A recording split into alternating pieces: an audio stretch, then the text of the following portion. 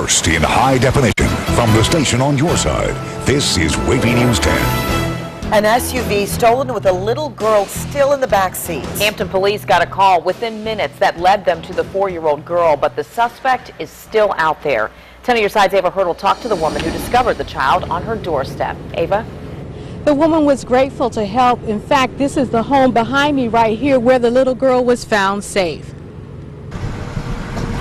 Outside this house off Jamestown Avenue is where a mother watched in horror around midnight as someone drove off in her 1998 Ford Expedition with her 4-year-old daughter inside. She had left the engine running and her child in the car still. She went to the relative's home to drop an item off, and while she was at the front door, she observed the suspect getting into the Expedition and then driving away. She attempted to stop him but was unable to. Minutes later, police learned the vehicle was abandoned. The child, unharmed, wandered to a nearby home where Liz Benoit heard a doorbell that wouldn't stop. I could hear, a child whimpering, crying and all. And so I cracked open the door, and she was literally pushing the door open and trying to get in. So I said, oh my God. So, I grabbed her up and I shut the door and locked it. After talking to the little girl, Benoit learned she was in an SUV parked a short distance away. See, that's a dead-end street, so he can't get out.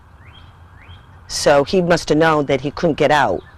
So he parked the car and took off and left the child in there and locked, and I guess the doors were locked, so she figured out how to unlock it. So she just must have came here. And she was relieved to see the mother and daughter reunite. But police say it's never a good idea to leave a child in the car with the engine running because crimes of opportunity can happen ever so quickly. And tonight that suspect is still on the run, but police have a rather vague description. If you can help them, call the crime line number. We're live tonight in Hampton. Ava Hurdle, 10 on your side. You may remember a similar story in Suffolk just last month. Someone stole a car from a family's driveway on 3rd Avenue while a 9-month-old baby was in the back seat. The thief left the baby boy on a doorstep 2 blocks away. The child was not hurt. Police found the car abandoned the next day. 10 on your side check today. Police have not yet made any arrests. a driver said they picked up a woman who appeared to be intoxicated while walking along the interstate with a small child. The driver took the woman to a nearby hotel, then called police. When officers showed up at the extended stay on Jefferson Avenue around midnight, they arrested 28-year-old Davita Mahone and charged her with child neglect. Investigators say Mahone wouldn't help them find a family or a friend to take care of the daughter while they took the suspect to jail. The 1-year-old girl is now with Child Protective Services. A sailor fell overboard the USS Enterprise. The Navy says it happened around 5:30 this morning at sea while the sailor was working on the flight deck. Several others saw it and called for help. A search and rescue helicopter pulled the sailor from the Atlantic Ocean. The sailor wasn't hurt, but is in the Enterprise's medical department for evaluation and observation. The Enterprise left Naval Station Norfolk Sunday. 10 on your side's Art Kahn and photojournalist Kenny Becker got off the ship Tuesday. The Enterprise and her air wing are conducting carrier qualifications before continuing on the deployment. An SUV flipped several times along a Suffolk highway before stopping at a gas station parking lot. It happened after an accident with another car around 10:30 this morning along Route 58 near Holly Neck Road. Fire and rescue crews used special equipment to free the driver and the passenger of that SUV. Nightingale flew them to the hospital. Rescue crews also took the driver of the other car involved in the crash to the hospital. 2 videos posted on YouTube forced Hampton University to increase security on campus. HU says one of the videos made disturbing comments about the school, and the other said someone would reveal their power. Hampton University sent out an alert warning students about the potential threat. Campus police and security increased their patrols. People are still kind of moving along with their regular everyday classroom schedules, but yes, there are some students that are scared, but I mean that's any time. I mean, of course you have the different situations that happen, you know, at Virginia Tech, and you know, you just want to take precaution. There's some people who say, hey, you know, I'm going to go to class and I'm going to move on with my day, and there's other students who feel like, well, maybe if I just stay in the confinements of my own home, I'll feel a whole lot better. The videos were removed from YouTube. Authorities are investigating who made them. The Northampton County Sheriff says that a missing man was found dead in a pond in Cape Charles. Last night at 5, we told you about the body found near Bahama Road. Well, today the sheriff's office said the medical examiner has determined it is that of 31-year-old Terrell Evans, also known as Tootie. Evans was reported missing March the 6th. Investigators haven't determined how he died. A Mo Money lawsuit. The Illinois Attorney General is suing the tax preparer. 10 on Your Side first started investigating the company in February. The goal of the suit is to shut down Mo Money locations in the Chicago area.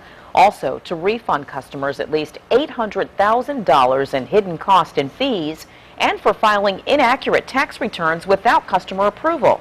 We told you earlier this month, Virginia lawmakers are requesting a congressional hearing to investigate the activities of Mo Money taxes. In February, 10 on Your Side went to the headquarters in Memphis demanding answers from the CEO about why customers in Hampton Roads hadn't gotten their tax refund checks. Norfolk police say they turned over their investigation into Mo Money to the feds. 87 degrees in March. Yes, if you stepped outside today, you know these temperatures are not normal for this time of year. Today's record high tempted many to play hooky or spend some time at the beach. 10 on Your Side's and McNamara reports oceanfront businesses very happy to cater to early crowds. Judging by the number of people out on the beach today, you'd think it was the middle of May, but the calendar still says March, a month when oceanfront business is usually hard to come by. I came in to get taffy, and I thought, well, you have to look around. Probably a cocktail.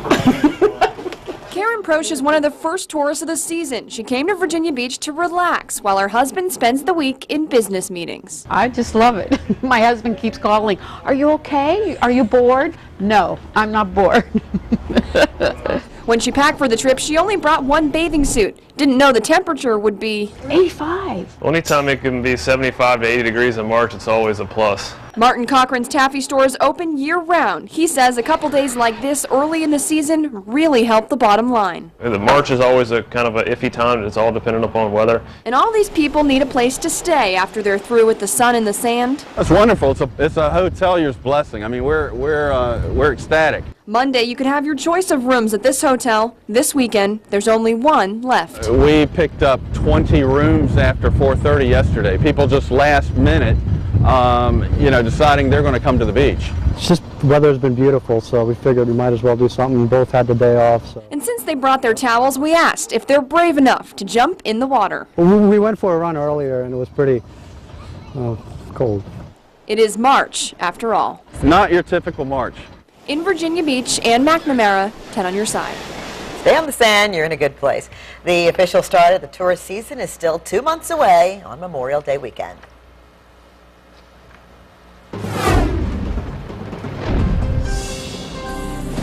Even with this heat, we've got a few scattered thunderstorms that have started popping into the region. Nothing real big. There are no warnings out of these, so nothing severe. But there is some thunder and lightning out of these. You can see again, mainly toward the northern neck, but it's starting to enter toward the Petersburg and Emporia area as well. So again, there are indeed some thunderstorms out there. They'll tend to die off as we move a little bit closer to sunset.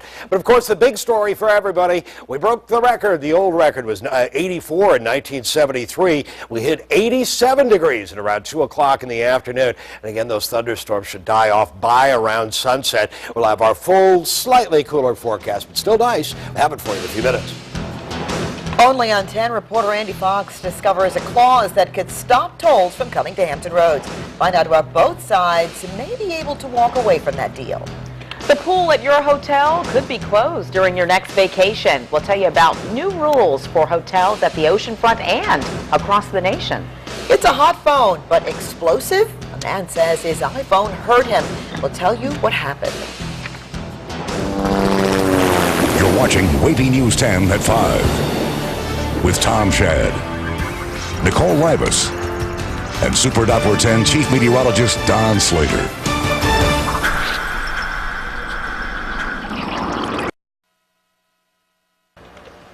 It's called pink slime, and it's used at many fast food chains. And starting in the fall, school districts won't have to put the ground beef filler on the menu. Pink slime is treated with ammonia and used to kill bacteria such as E. coli and Salmonella. The Department of Agriculture announced today, starting this fall, schools can choose what type of ground beef they serve in the lunchroom. The options: 95% lean, made with the pink slime filler, or less lean ground beef without it. The USDA buys about 1/5 of the food served in school cafeterias. It says the pink slime process is safe and meets federal regulations. It's been around for 20 years. Set on your side, consumer alert to now, an issue with seat belts as Subaru recalling more than 275,000 Forester SUVs. The automaker says that the rear center seat belt may not hold a child seat in place. The recall affects Forester models made from 2009 to 2012. Subaru dealers will let owners know about the problem. They will start replacing the belts for free on April the 13th. The iPhone is hot technology, but exploding one? Apple says it doesn't happen often, but a California man has a different story. Travis Dixon says his iPhone blew up in his hands. He says he was playing a game when it overheated and the battery exploded. I was just playing the game, and then, I moved the phone around, to move my headphones, and it popped just like this. Yipes. The incident left Dixon with a bruised hand. You see it covered there. He says he also lost movement in his fingers. Apple is investigating. A helmet-wearing thief tried to rob a deli using pepper spray. The owner wasn't going to take a hit. The weapon he broke, fighting back. You may not get to swim in your favorite public pool this summer because the government is requiring some big changes. We'll tell you what it is that's costing hotels thousands of dollars. As of today, every public swimming pool must be accessible to wheelchair users. It's part of the Americans with Disabilities Act. Senator Side found out many hotels at the oceanfront and elsewhere did not meet the deadline. So now what? 10 on your side, Stephanie Harris is looking into it for us. Steph? Nicole, on video, with tourist season right around the corner, the oceanfront resorts here are scrambling to meet this mandate. But here's the thing. They've known about it for a year and a half. So we went to the resort strip to find out what's the holdup. Almost everyone loves a beach vacation, but back at the hotel it can be a bummer. The time it really brought it home for me was some friends and I, we saved up to go to a conference. It was during the middle of the summer, and the wheelchair accessible room overlooked the non-accessible pool area. Lisbeth Dula couldn't even sit poolside because there were steps. I think it's the right. It's the right to have the same access as anyone else. It's something that you're paying equally for. That's why lifts or ramps are now required at every public pool and whirlpool. There will be a remote control power on-off switch. Brad Capps at Breakers Resort Hotel recently installed this one that cost $5,000. But as we walked up and down the strip and called around, we couldn't find any other. I think there's probably going to be some hotels that are saying that they can't get one because they're on back order or they're not available. We did hear that a lot and ran into this crew preparing to install one that's on the way. We asked another hotel manager why it's taking so long. Afraid to go on camera for fear of the $50,000 non-compliance fine, he told us there's been confusion as to what the government requires, portable or permanent lifts, also the cost, and concerns the lifts will open up hotels to lawsuits. It definitely worries us because someone could get hurt and safety is a big deal. Cap's plan for now, a weatherproof bag. He hopes it'll deter children. He also hopes the salt air won't lead to constant and expensive repairs, which could eventually lead to higher hotel fares for everyone in the future. Now, I have been calling and emailing the Department of Justice, which enforces these laws, for days now, 2 days, to ask about all of this confusion. Literally, just as I walked onto the set, I received this 2-page answer, a news release, and bear with me because I'm just reading it here. At the very end, it says that requirements for existing swimming pools will be extended for 60 days. The department will also publish a notice of proposed rulemaking with a 15-day comment period. It says here there'll be a possible 6-month extension in order to allow more time to address the misunderstandings regarding the compliance in this issue. We'll stay on top of it. Stephanie Harris, 10 on your side. The pool isn't the only place you'll see changes at a hotel. Here's another. This extra loud alarm with a strobe light will alert the hearing impaired when someone rings a doorbell. The fire alarm will do the same. And this telephone at the Breakers Resort allows you to type a text message to the front desk. These changes are also part of new ADA requirements. Several hours of rainfall left several parts of Ohio underwater. Take a look at the flooding in Hebron, that's east of Columbus. Dozens of vehicles were stranded in parking lots and on roads. Schools closed today because buses couldn't get down flooded streets. Firefighters and other crews rescued stranded residents when the water reached their front doors. There are no reports of any injuries. Wow, 80-something degrees, huh? It's beautiful out there. Did we break a record? Well, I'm supposed to answer the something. Yeah, 87 degrees. Wow. Yeah, Really? it's the warmest day we've had like so that. far this year. Quite obviously, the old record was 84, set back in 1973. And right around 2 o'clock, we had 87. Then we start to see a few clouds build on up, but not all that many for most of us. Now, normally, on a day like today, we'd obviously lead off with what's going on with those temperatures, but we do have a few thunderstorms out there. And for those of you who are under the gun as far as thunderstorms, and there aren't that many of us, I wanted to show you what's going on with those. You can see mainly over the northern neck is where we've seen the thunderstorms, but also right along I-95 toward Emporia and Petersburg, but starting to move eastward from there. Those are starting to fall apart pretty nicely. The ones over the northern neck have been fairly strong, have seen the possibility of some very small hail with it, but a lot of lightning out of these. 90 lightning strikes in the past 5 minutes, and these are out over the bay right now. You can see one right on in over Tangier Island. So these are headed for Accomack County in about the next 45 minutes. They're moving kind of slowly, and again, they could provide some brief heavy rain, lightning, obviously, but we've not heard about any huge amount of wind out of these. Around 35, 40 mile an hour winds in gusts. They'll kind of pop up that high as they move on in. Now we move a little bit farther southwestward, showing you what's going on with those other thunderstorms from southeast of Petersburg, starting to get close to Surrey County and Sussex County, northern Sussex County, a little bit into western Southampton County. Some lightning out of this, not much out of this. Farther to the west over Lake Gaston, there are some scattered thunderstorms going on there. That's the bulk of the action right now. And again, you see it out over the bay or to the west of our area. We take a look at what else is going on. Storms are going to be fizzling out as we draw a little closer to sunset. Also, the air is real dry, and by 9 o'clock, everything is gone. Just some clouds remaining. 10 to 15 mile an hour winds. 10 mile an hour winds by tomorrow morning at 7. Now, it's going to be warm tomorrow. However, we're going to add the cloud cover, and that cloud cover will hold the temperature down. I think we'll see a few breaks in the clouds every now and then, but it's still going to be around 80, 82 degrees during the afternoon for tomorrow. Tomorrow evening, we've got scattered showers and thunderstorms developing. We could see them develop a little bit before that into the late afternoon hours. And then on Saturday morning, yep, a stray shower is possible. But for example, we've got a Shamrock Marathon, and we've got the parade at Ocean View. I think you're going to be okay. It'll definitely be cooler for those events. Tomorrow, though, still warm. Not as warm as today. You can see those scattered showers. These are basically from the Williamsburg area northward, leftover cloud cover from that. And you can see the temperatures today. Again, 87 degrees. It was 47 last Saturday. And again, today we hit 87. It's around 83 to 85 right now. 82 tomorrow. Chance of late day rain. A little bit better chance of rain, though, Friday night into Saturday morning, but not that long into Saturday morning. Temperatures a little cooler for Saturday and into next week. People who see this goose better duck. Why, experts say this angry bird is on attack. Oh my goodness. Then I go in 4 or 5 days a week, and you're thinking that your vehicle is okay, and get out and something's broken into. It's not good. Criminals have a new hangout. Find out where they're waiting to break into your car.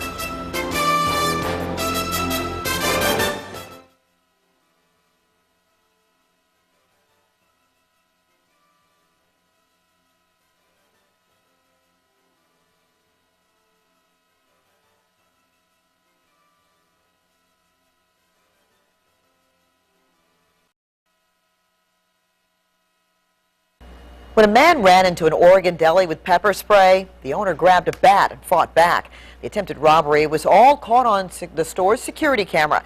The owner hit the helmet-wearing thief so hard he broke his bat. The suspect ran out without any money. Police have not made any arrests. a bear found an unusual new home in Michigan under the interstate. A driver spotted the bear along Interstate 75 in Bay County trying to get into a stormwater crossing under the highway. The 180-pound bear was tranquilized and pulled from the hole there. It was tagged with a GPS device and released in another part of the state. Experts say the 2-year-old bear was coming out of hibernation and was likely using the hole as a den. And An angry bird is ruffling some feathers in a Missouri parking lot. Take a look at this man getting goosed.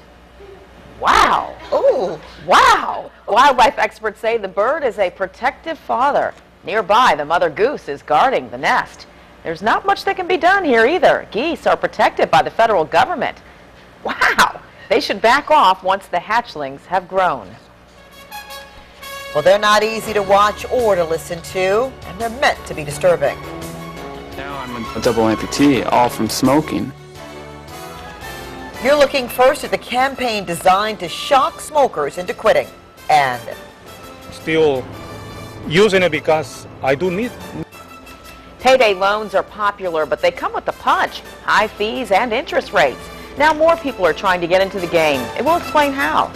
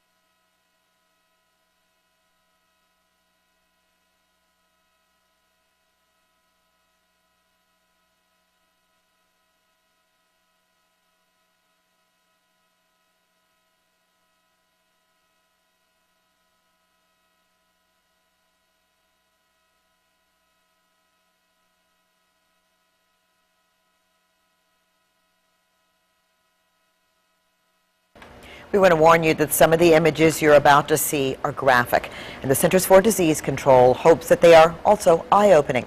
We are getting our first look at the federal government's new campaign to try and get 50,000 Americans to kick the habit and discourage others from starting smoking. My fingers started to go piece by piece. Don't believe that this can't happen to you, because it can. And with my big toe, that was my first amputation. The new campaign features real stories of Americans living with smoking-related diseases and health problems. The ads are about to hit TV and radio airwaves, billboards, magazines, newspapers, and social networking sites. You can quit. The ads in this campaign are exceedingly graphic because the focus group testing with smokers showed that this is what they need to break through. About 20% of the adult smoking rate really hasn't budged since 2003. The CDC's new $54 million campaign comes just 2 weeks after a federal judge said the government's plan to include graphic warning labels on packs of cigarettes is unconstitutional. New at 5:30, new hope to keep tolls from moving to Hampton Roads.